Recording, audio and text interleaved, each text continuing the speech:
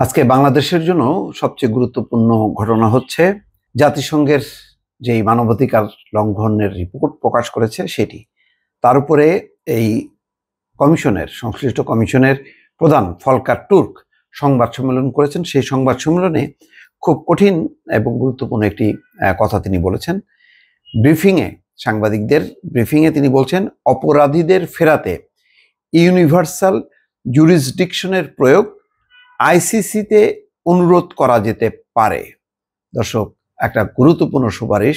তার মানে যারা এই অপরাধ সংঘটিত করেছে তাদেরকে বিচারের আওতায় আনার ব্যাপারে খুবই শক্ত একটা অবস্থান নিয়েছেন ফলকার টুর্ক।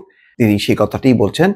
এখানে বলা হচ্ছে, বাংলাদেশের সাবেক সরকার জনতার প্রতিরোধের মুখে ক্ষমতা আঁকড়ে রাখতে পরিকল্পিত ও সমন্বিত কৌশলের মাধ্যমে নৃশংসতা চালিয়েছিল। রাজনৈতিক নেতৃত্ব জানত এবং তাদের সমন্বয় ও নির্দেশেই চরম মানবাধিকার লঙ্ঘনের ঘটনাগুলো ঘটেছে। এই ক্ষেত্রে অপরাধীরা দেশের বাইরে থাকলে তাদের ফেরানোর বিষয়ে সার্বজনীন এখতিয়ার বা ইউনিভার্সাল জুরিসডিকশন প্রয়োগ করা যেতে পারে। দর্শক, বুঝতে পারছেন এই কথার অর্থ হচ্ছে, এখন শেখ হাসিনা, আসাদুজ্জামান কামাল কোথায় আছেন? ভারতে আছেন। এবং রিপোর্টে এই দুই ব্যক্তিকে প্রদান করেছেন যে এরা দুইজন সমন্বয় করে আইন প্রয়োগকারী সংস্থা সহ বিভিন্ন সংস্থাকে তারা নির্দেশ দিয়েছে।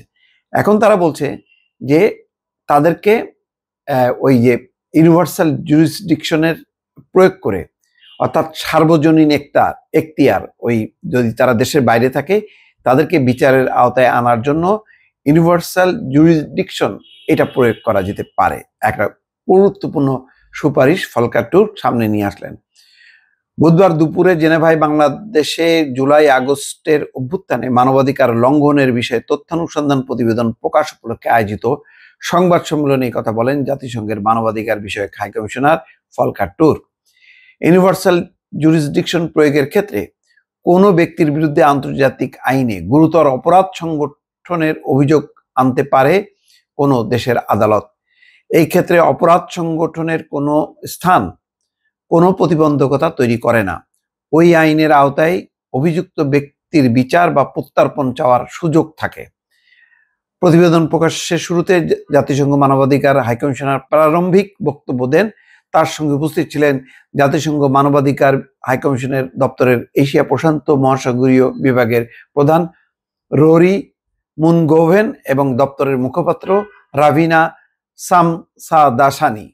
মানবাধিকার লঙ্ঘনে সাবেক প্রধানমন্ত্রী শেখ হাসিনার যুক্ততার বিষয়ে জানতে চাইলে ফলকার টুর্ক বলেন, প্রতিবেদনে এটা স্পষ্ট, সাবেক সরকারের সর্বোচ্চ পর্যায়ে বিষয়টি সম্পর্কে অবগত ছিল।